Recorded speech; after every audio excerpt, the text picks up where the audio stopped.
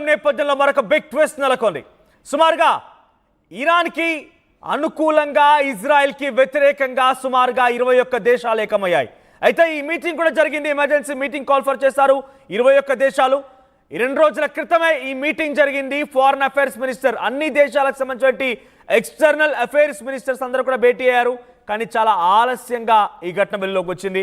ఇది కూడా ఇప్పుడు పాకిస్తాన్ ఫారెన్ అఫైర్స్ మినిస్ట్రీ నుంచి ఒక లెటర్ విడుదలైంది. ఆ లెటర్ ఆధారితంగానే ఈ విషయం బయటికి పొక్కింది.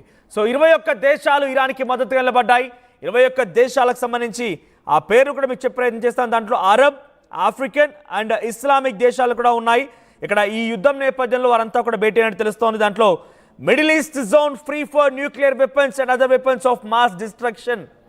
మిడిల్ ఈస్ట్ కంట్రీస్ని న్యూక్లియర్ వెపన్స్ నుంచి, అదర్ మాస్ డిస్ట్రక్షన్స్ నుంచి ఫ్రీగా చేయాలి, దాని ఒక స్వతంత్రంగా చేయాలని ఒక ఆలోచనతో వారంతా ఏకమైనట్టు తెలుస్తోంది. అయితే ఇక్కడ ఇజ్రాయెల్ మాత్రమే ఒకే ఒక్క దేశం నాన్ ప్రిలిఫరేషన్ ట్రిటీ ఎన్పిటి పైన సంతకం చేయకుండా ఉంది.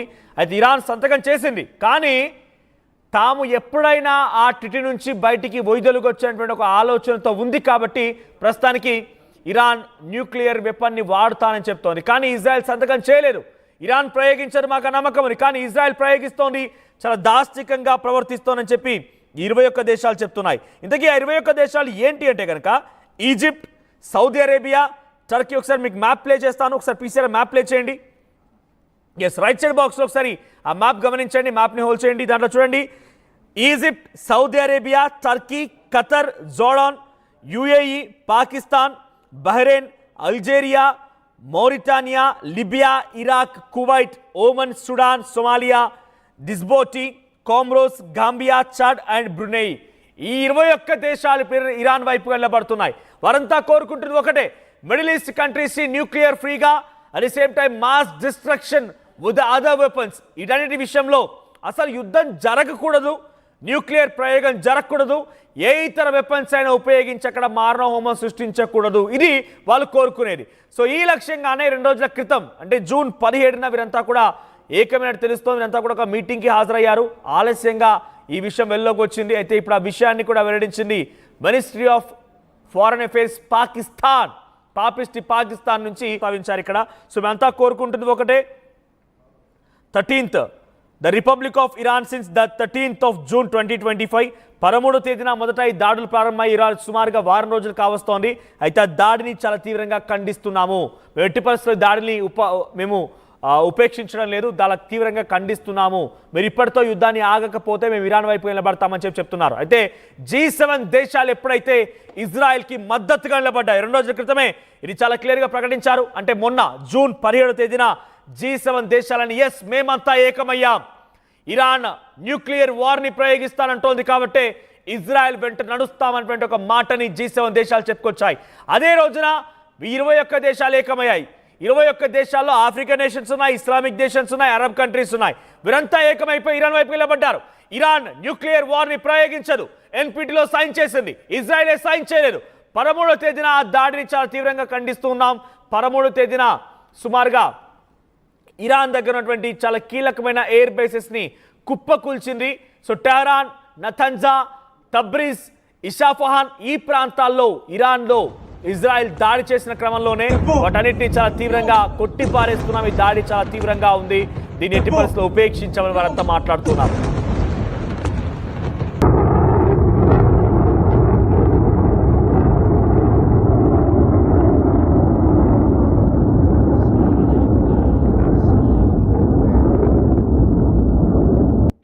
شک میاد پایین برو రైట్. అయితే ఈ మొత్తానికి ఈజిప్టియన్ ఫారెన్ మినిస్టర్ బాదర్ అబ్దెల్టీ ఆయన మధ్యవర్తిత్వం వహించి 21 దేశాలను ఏకం చేసినట్టు తెలుస్తోంది. ఈజిప్టే ఈ 21 దేశాలు ఏకమవడం కోసం ప్రయత్నాలు కొనసాగించింది. దాంట్లో వాళ్ళు చెప్తున్న మాట ఒకటే, dangerous escalation of Israel military action against Iran. ఇది ఆగిపోవాలి. చాలా డేంజర్గా ఇజ్రాయెల్ మిలిటరీ ఇరాన్ పై దాడి చేస్తోంది. అక్కడ 10 మంది న్యూక్లియర్ సైంటిస్టుని హతమార్చింది. సుమారుగా 10ల సంఖ్యలో మిలిటరీ కమాండర్ని హతమార్చింది, ఆర్మీ చీఫ్ని హతమార్చింది, ఆ ఎయిర్ ఫోర్స్ చీఫ్ని హతమార్చింది. అయితే ఈ మారణ హోమాన్ని ఎస్కలేషన్ ఇంకా కొనసాగిస్తాం. ఎస్కలేషన్ అనే పదం ఇక్కడ దాన్ని ఏమంటారు, ఇంకా చాలా ఎక్కువగా చేస్తుంది అనడానికి ఎస్కలేషన్ అనే పదం వాడుతుంటారు. So escalation of dangerous Israeli military action against Iran, ఇది ఆగిపోవాలి, వాళ్ళు ఇదంతా కోరుకుంటున్నారు. సో ఈజిప్ట్ ఫారెన్ మినిస్ట్రీ దీన్ని లీడ్ చేసినట్టు తెలుస్తోంది. 21 దేశాలు మొత్తం కూడా ఏకమయ్యాయి. దాంట్లో మళ్ళీ మీకు పేర్లు చెప్తున్నాను, అక్కడ ఫ్లాగ్స్ కూడా కనబడుతున్నాయి ఆ దేశాలకు సంబంధించి. Egypt, Saudi Arabia, Turkey, Qatar, Jordan, UAE, Pakistan, Bahrain, Algeria, Mauritania, Libya, Iraq, Kuwait, Oman, Sudan, Somalia, Comoros, Gambia, Chad and Brunei. So ఇవన్నీ కూడా ఏకమయ్యాయి. వారంతా చెప్తుంది ఒకటే, Israel the ministries demand an immediate halt to Israelis hostilities. Israel వైపుగా వెళ్ళేటువంటి ఏదైనా కూడా వెంటనే నిలిపివేయాలని చెప్పి వారంతా కోరుకుంటున్నారు. ఆ మినిస్టర్స్ అందరూ, ఎక్స్టర్నల్ అఫైర్స్ మినిస్టర్స్ ఆయా దేశాలకు సంబంధించిన వారంతా కూడా ఒకటే డిమాండ్ చేస్తున్నారు. ఇజ్రాయెల్ హోస్టాలిటీస్, ఇజ్రాయెల్ శత్రుత్వాలను వెంటనే నిలిపివేయాలని డిమాండ్ చేశారు. మరియు ఉద్రిక్తతలను తగ్గించడం మరియు సమగ్ర కాల్పు విరమణ అవసరానికి నొక్కి చెప్పారు. మీరు వెంటనే మీ యుద్ధాన్ని, మీరు ప్రయోగించే మిసైల్స్ని, మీ యొక్క మారణహోమాన్ని తగ్గించుకోవాలని చెప్పి ఇజ్రాయెల్కి ఆ 21 దేశాలు చాలా స్ట్రాంగ్గా వార్నింగ్ ఇచ్చాయి. The foreign minister statements emphasised the urgent necessity of establishing a middle east zone free for nuclear weapons and other weapons of mass destruction. వారంతా కలిసి ఏకడానికి ఒకటే ఒక లక్ష్యం, న్యూక్లియర్ వెపన్స్ని వినియోగించడం, మాస్ డిస్ట్రక్షన్, ఆయా దేశాలు చాలా భారీ నష్టాన్ని చవి చూడడం, ఏ ఇతర వెపన్స్ అయినా కూడా అటువంటిది జరగకూడదు.